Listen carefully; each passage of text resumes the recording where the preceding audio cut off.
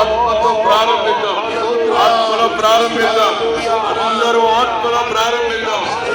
అందరూ ఆత్మ పూర్ణులై, పరిశుద్ధాత్మ పూర్ణులై ప్రభువును స్తుతిస్తూ ఈ గుణాలను ప్రారంభించుదాం.